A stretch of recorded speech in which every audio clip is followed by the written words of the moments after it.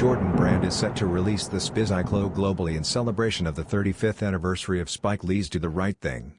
Following a limited drop of just 100 individually numbered pairs, given away at Spike Lee's Fort Greene brownstone on June 29, the wider release brings this vibrant design to fans around the world.